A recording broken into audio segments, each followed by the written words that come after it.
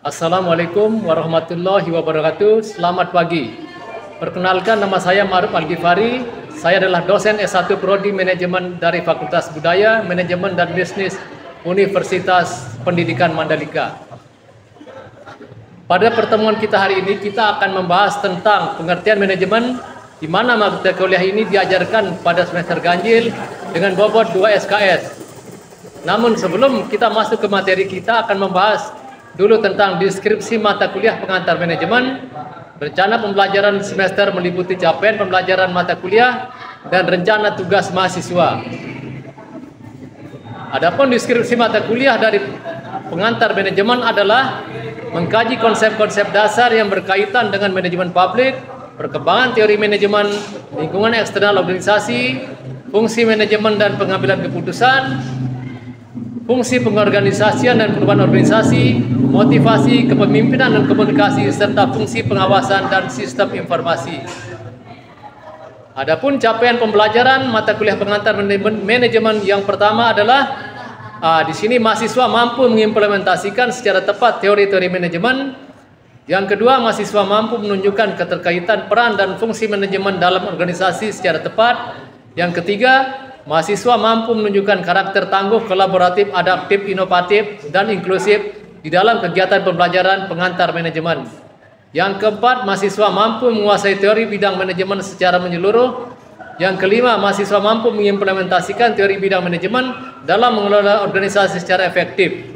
Yang keenam, mahasiswa mampu berkomunikasi secara efektif. Dan yang ketujuh, mahasiswa mampu mengelola organisasi secara etis. Metode perkuliahan kita menggunakan metode ceramah, diskusi, dan tanya jawab.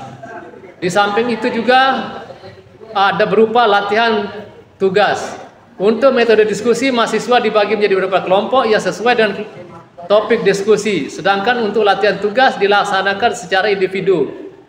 Untuk keberhasilan perkuliahan menggunakan media pembelajaran berupa infokus dan laptop sesuai dengan pokok bahasan yang diberikan. Kemudian rencana tugas dan pembobotan nilai mahasiswa. Jenis tugas di sini Bapak berikan di sini ada kuis, makalah, dan diskusi kelompok. Di sini tugas ada 20%, kehadiran 20%, UTS 30%, dan UAS 30%. Demikian gambaran umum mekanisme yang akan kita jalankan dalam perkuliahan pengantar manajemen selama 1 semester atau 16 kali pertemuan. Selanjutnya, marilah kita saksikan cuplikan materi pengertian dan perkembangan teori manajemen. Selamat mengikuti. Assalamualaikum warahmatullahi wabarakatuh. Selamat pagi adik-adik.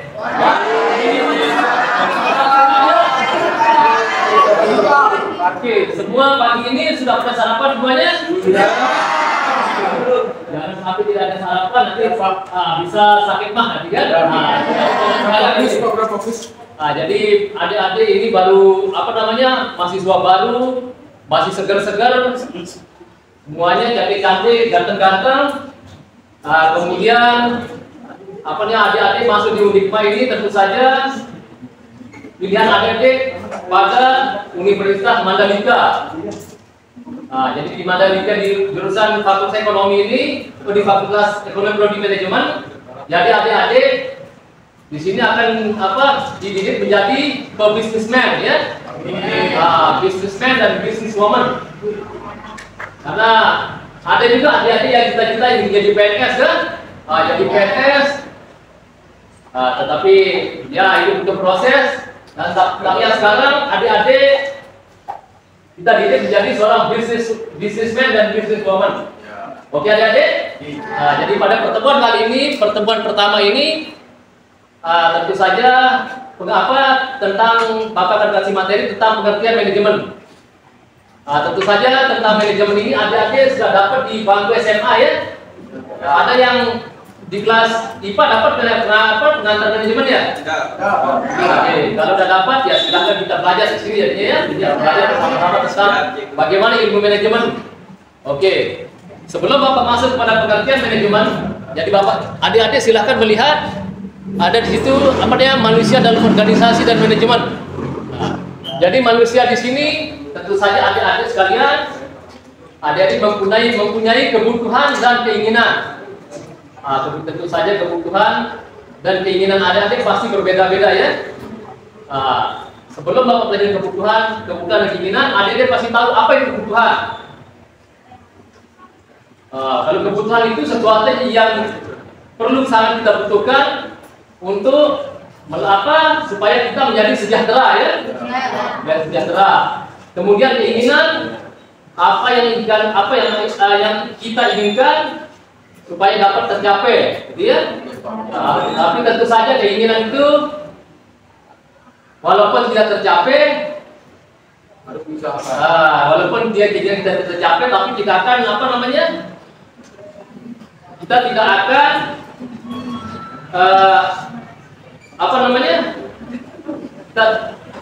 keinginan tidak tercapai, otomatis kita tidak ingin menjadi sejahtera.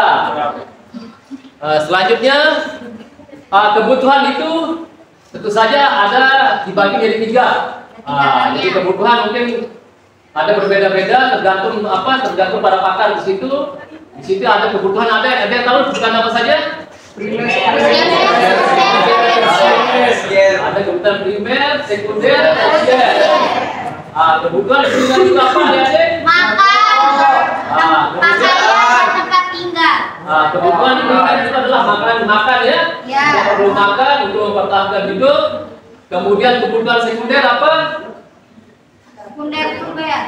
Kebutuhan sekunder itu adalah pakaian. Pakaian yang ada dipakai ya. Kebutuhan yang ada dipakai. Kemudian kebutuhan tersier, barang mewah, adapun bisa ya. Adapun tapi barang mewah itu walaupun adik-adik tidak punya juga tidak apa-apa ya. Nah begitu. Nah untuk menjadi seandainya kebutuhan dan keinginan sudah tercapai, otomatis manusia itu membutuhkan kerjasama dalam suatu organisasi. Tentu dalam suatu organisasi itu ada kerjasama. Tentu saja dalam organisasi ada kepentingan pribadi dan kepentingan kelompok ya. Kepentingan pribadi dan kepentingan kelompok. Itu kepentingan pribadi kan bermacam-macam, di situ kepentingan kelompok bermacam-macam.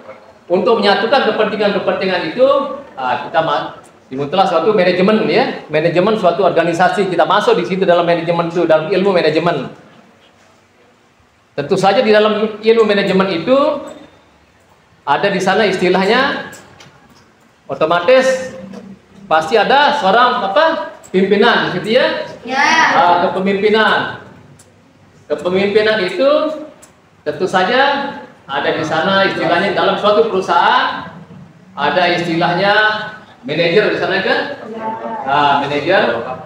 Manajer pun dibagi menjadi 3 tingkatan ya. Manajer tingkat atas, tingkat bawah, tingkat menengah dan tingkat bawah. Gitu. Jadi untuk menjadi seorang pimpinan, adik-adik harus mempunyai jiwa dinamis, komunikasi organisasi dan kreatif. Dinamis itu apa maksudnya? Berkembang, Bisa gerak. menyelesaikan diri. Ya, dia bisa menyelesaikan diri, berkembang dan fleksibel di situ ya. Dia bisa fleksibel, kemudian komunikasi organisasi. Jadi adik-adik di sini seorang pemimpin itu bisa menjalin hubungan komunikasi yang baik antara atasan dan bawahan maupun dengan lingkungan di luar lingkungan sekitarnya. Kemudian kreatif. Nah, sebagai pimpinan itu pasti mempunyai jiwa kreatif ya. Mempunyai visi dan misi, kemudian harus mempunyai inovatif. Dia berjiwa inovatif di situ ya. Punya ide-ide kreatif di situ. Ide-ide kreatif.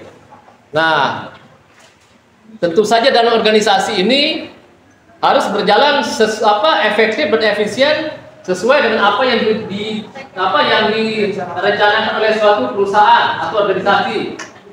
Ya, untuk mencapai tujuan. Tujuan apa suatu organisasi perusahaan? Kalau perusahaan tujuannya tentu saja kita sebagai orang ekonomi tentu saja tidak lupa dengan prinsip-prinsip ekonomi. Ya. Prinsip ekonomi yang IPS masih ingat? Ya. Apa itu?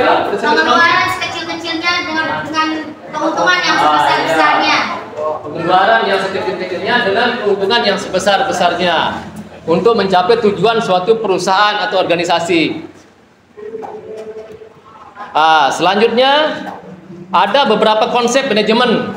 Sini ya.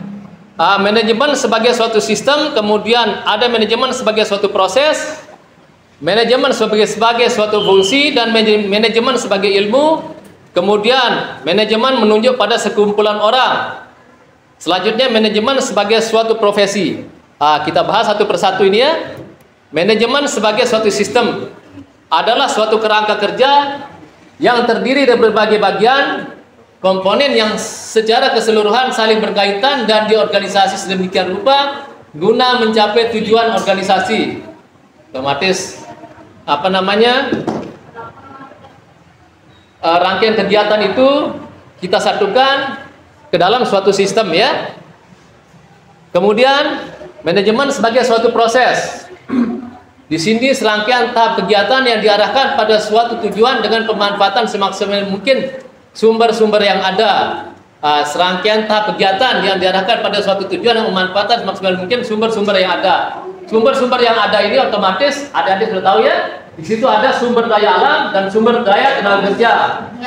Jadi sumber daya alam dan tenaga kerja ini kalau kita di sini berbicara masalah tenaga kerja ya, sumber daya tenaga kerja kita gunakan semaksimal mungkin tenaga kerja itu ya. Kita gunakan semaksimal mungkin, tapi jangan lupa tenaga kerja yang kita gunakan itu ya tadinya adik-adik menjadi seorang pimpinan perusahaan, pimpinan suatu organisasi juga ya. Adik-adik harus bersifat fleksibel itu ya, fleksibel, dan adik-adik terhadap bawahannya harus bisa memanusiakan manusia ya. Banyak terjadi kasus-kasus di suatu perusahaan gara-gara pimpinannya sering marah, tidak ada yang benar kerjaan bawahannya, terjadilah hal-hal yang tidak kita inginkan. Jadi antara hubungan antara pimpinan atasan dan bawahan itu harus sinergi ya, harus sinergi, dan pimpinan harus mengerti juga, harus dia bisa memanusiakan manusia gitu ya. Selanjutnya manajemen sebagai suatu fungsi. Di sini manajemen mempunyai kegiatan-kegiatan tertentu di mana kegiatan tersebut saling berkaitan dalam rangka untuk mencapai tujuan. Otomatis untuk mencapai tujuan ya, tujuan suatu perusahaan organisasi sudah adik-adik tahu ya. Kemudian selanjutnya manajemen sebagai ilmu. Di sini suatu ilmu bersifat interdisipliner dengan menggunakan bidang ilmu sosial lainnya termasuk filsafat dan matematika. Jadi semua bidang ilmu bisa masuk di ilmu manajemen ini ya. Kita berkolaborasi untuk mencapai suatu tujuan. Kemudian menunjuk pada sekumpulan orang. Di sini menunjukkan jabatan kepemimpinan di dalam suatu organisasi. Otomatis dalam manajemen itu kita membuat suatu organisasi itu otomatis di sana ada fungsi-fungsi yang harus kita jalankan. Ada pembagian tugas di situ ya.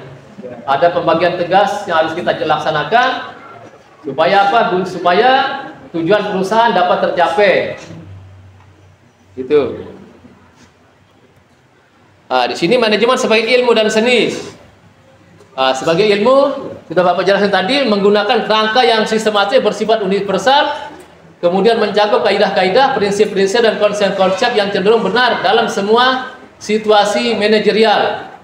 Kemudian seni manajemen keterampilan seseorang dalam menggunakan orang lain untuk mencapai tujuan yang diinginkan. Jadi kita sebagai seorang manajemen harus mempunyai jiwa seni juga. Jadi kita harus seni bagaimana kita menggunakan orang, mempekerjakan orang supaya dia ikut perintah kita. Apa kemauan kita, dia harus ikut kemauan kita supaya apa? Supaya tujuan perusahaan dapat tercapai ya. Itu. Jadi bagaimana adik-adik bisa mengelola anak buahnya dalam suatu usaha ya, dalam satu perusahaan. Ada yang bisa menggunakannya merayu mereka supaya dia bisa bekerja sama dengan kita sehingga tujuan perusahaan dapat tercapai. Kalau tujuan perusahaan tercapai otomatis kalau dalam perusahaan adik-adik pasti akan mendapatkan bonus ya. Bonus ada insentif itu semuanya sampai salary tadi ya. Kemudian apa itu manajemen? Secara etimologis manajemen itu mengurus, mengatur, melaksanakan, mengelola dan memperlakukan seorang. Ya, memperlakukan seseorang. Ya, tadi memperlakukan seseorang ya otomatis dengan memanusiakan manusia ya. Kemudian ada istilahnya apanya? Pengertian manajemen oleh beberapa para pakar.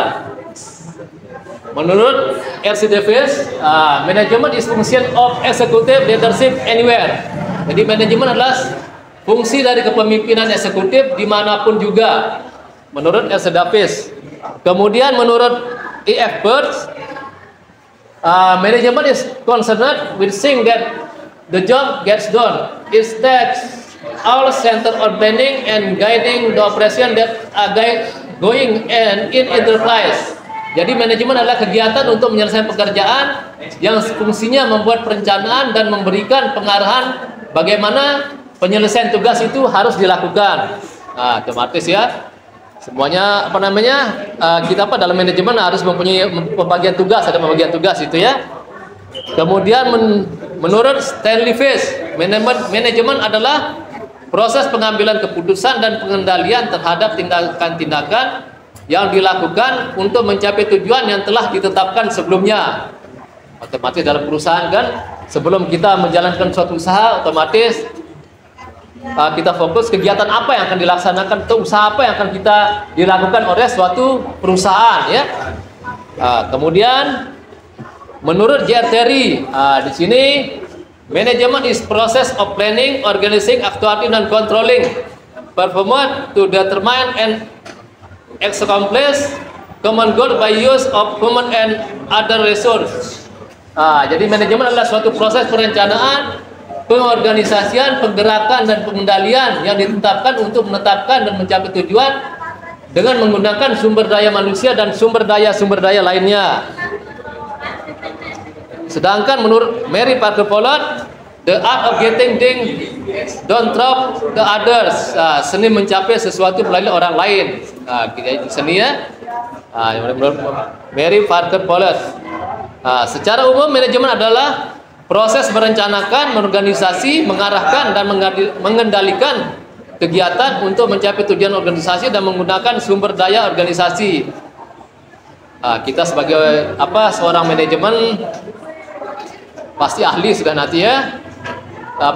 Mengelola suatu perusahaan atau organisasi sehingga tujuan kita dapat tercapai dengan cara membagi tugas kepada para anak buah kita atau bawahan kita. Nah, di sini dapat kita tarik kata kunci proses yang merupakan kegiatan yang direncanakan, fungsi manajemen melalui aktivitas tersebut, sumber daya organisasi. Jadi manajemen itu suatu proses, jadi ya. Ada proses di situ. Kemudian ada fungsi manajemen.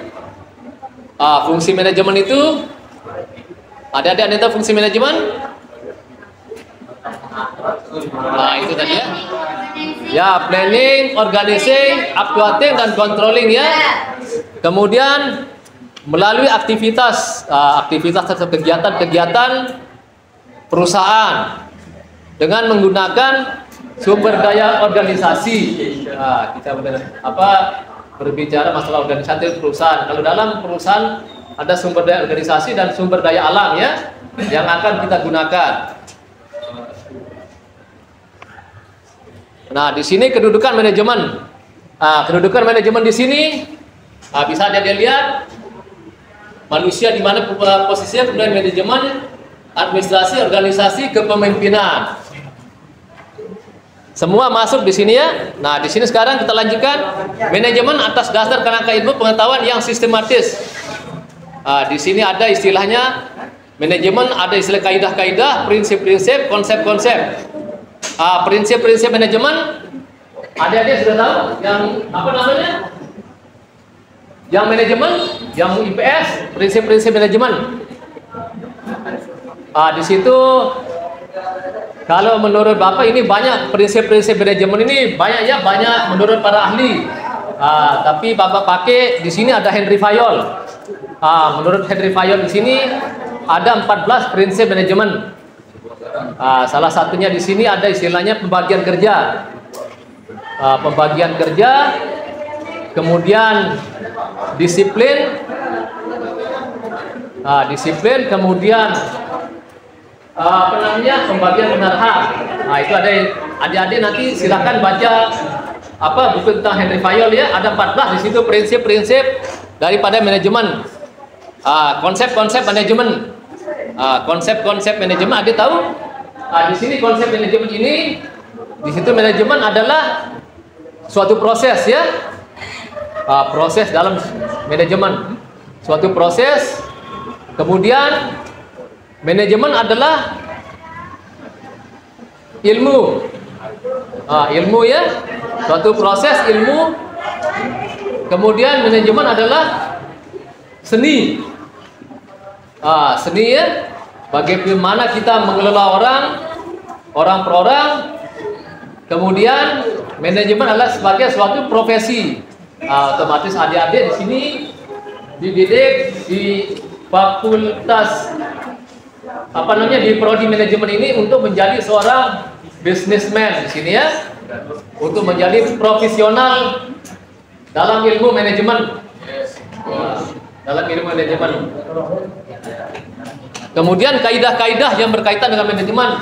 Di sini ada istilahnya pengertian tentang pengertian manajemen. Kemudian perencanaan, organizing, aktuatif, dan controlling. Gitu. Sampai di sini adik-adik mungkin ada gambaran ya, apa itu manajemen? Apa itu manajemen? Di mana digunakan manajemen itu? Kemudian siapa saja pelaku-pelaku yang digunakan dalam ilmu manajemen? Mungkin adik-adik ada yang ingin bertanya sebelum Bapak melanjutkan? Silakan Henry. Pak, tadi kan Bapak sudah menjelaskan manajemen dan para ahli. Sekarang saya menanyakan Pak, biar kami gampang memahaminya. Manajemen menurut Bapak dari pandangan ahli itu apa dari sebenarnya Bapak? Ya. Oke adik-adik ya. Jadi menurut pandangan Bapak ini ya. Jadi kita mengetahui bahwa manajemen itu ada pandangan dari beberapa para ahli. Tapi yang kalau Bapak sih biasa Bapak senang pakai itu menurut J.R. Terry. J.R. Terry itu jadi istilahnya di situ ada yang simpel ya. Kuak itu intinya itu sudah. Kalau Bapak selalu pakai ini. Memang ilmu manajemen itu pengertiannya berbeda-beda di sana ya. Tapi Bapak yang senang pakai ini planning, bagaimana kita merencanakan, organizing, bagaimana kita mengorganisasi orang-orang di bawah kita, bawahan kita, kemudian aktuatif. Nah, kita gerakkan, kita pembagian tugas di sini ya kepada bawahan kita. Setelah kita bagi tugas, baru kita tahap terakhir itu kita kontrol ya. Kita kontrol sampai di mana anak buah kita bekerja, apakah sudah maksimal atau masih di bawah standar. Gitu. Bagaimana? Ada lagi? Terima kasih. Ya. Ada lagi? Silakan. Ahlam. Tadi kan Bapak menjelaskan tentang organisasi. Ya. Pertanyaannya itu bagaimana kita dapat mengelola suatu organisasi dengan baik? Oke. Untuk mengelola suatu organisasi dengan baik, adik-adik pasti ingat tentang manajemen dan fungsi-fungsi manajemen. Adik-adik tidak terlepas semuanya dari kehidupan dan fungsi-fungsi manajemen ya. Termasuk kalau kita mau organisasi kita atau perusahaan kita berjalan dengan baik, otomatis kita akan menggunakan tidak usah panjang-panjang sebenarnya menurut pendapat yang lain. Tapi terserah adik-adik ya, mana yang adik-adik suka menggunakan pendapat siapa, terserah. Tapi kalau Bapak menurut ini aja sudah J.R. Terry. Tidak ya, adik-adik cukup di sana planning, kemudian aktuatif, organizing, aktuatif dan controlling. Situlah organisasi bisa berjalan. Apakah bisa berjalan juga misalnya kita buat satu perusahaan atau organisasi tanpa menggunakan manajemen? Bagaimana menurut adik-adik? Apakah bisa berjalan atau tidak? Dan sebagai orang manajemen pasti tidak bisa ya. Karena apapun yang tidak menggunakan fungsi-fungsi manajemen, otomatis pasti akan gagal, amburadul. Walaupun tapi kalau kita sebagai orang manajemen, walaupun sudah kita jalankan fungsi manajemen, Tetapi masih ada kekurangan-kekurangan, bisa kita reschedule ulang. Kita mulai, kita lihat lagi di mana tempat kelemahannya, apakah di perencanaannya, apakah di tenaga kerja. Mungkin tenaga kerjanya perlu di sini ada istilahnya, kalau dia belum ahli kita kasihkan pelatihan atau sekolah ya, bisa supaya mereka menjadi profesional. Karena di saat sekarang ini kita memang banyak perusahaan membutuhkan karyawan yang sudah profesional ya. Betul. Apalagi sekarang sudah globalisasi, jadi orang-orang juga sudah bisa masuk begitu. Oke, jalan gimana? Oke, ada lagi yang bertanya? Silakan, Janin. Pertanyaan terakhir Pak, manajemen yang kami pahami adalah mekanisme mengelola perusahaan atau usaha lembaga pemerintah atau organisasi. Kira-kira Pak, untuk kita yang mahasiswa ini, apakah manajemen ini bisa diaplikasikan dalam pribadi kami atau itu fokus untuk organisasi saja? Oke, itu ya. Apakah bisa untuk pribadi ya? Jangan kita bicara dari tadi kan tentang organisasi untuk perusahaan kan? Apa bisa kita gunakan implementasikan untuk pribadi? Sangat bisa adik-adik. Contohnya apa? Adik-adik sekarang kuliah ya. Kuliah otomatis tujuan adik kuliah ini pasti yang pertama mendapatkan ilmu, kemudian bisa mendapat pekerjaan yang layak nanti, kemudian adik-adik mungkin akan menjadi suatu bisnis woman gitu ya. Nah, ini contohnya tadi adik sebagai mahasiswa otomatis adik untuk menjadi seorang mahasiswa dan bisa menempuh dengan waktu yang tepat waktu. Otomatis adik pasti merencanakan saya harus kuliah di Undikma ini di prodi manajemen 4 semester itu harus tuntas. Bagaimana dari tugas ya ada yang ngatur di situ kan? Betul. Gunakan fungsi-fungsi manajemen. Bagaimana? Apalagi sekarang kan ada yang di bawah 4 tahun mungkin adik-adik bisa kuliah. Di bawah 4 tahun kan luar biasa. Oke adik-adik ya? Yes. Sudah jelas semuanya? Kalau belum jelas silahkan nanti adik-adik masuk di grup, kita istilahnya diskusi di grup ya. Oke, kalau tidak ada yang bertanya, Bapak akhiri perkuliahan kita sampai di sini. Terima kasih atas waktu dan kerjasama adik-adik. Silakan sebelum Bapak akhiri, adik-adik silakan absen ya. Assalamualaikum warahmatullahi wabarakatuh.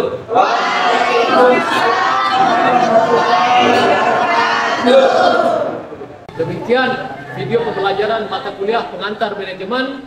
Terima kasih. Wassalamualaikum warahmatullahi wabarakatuh.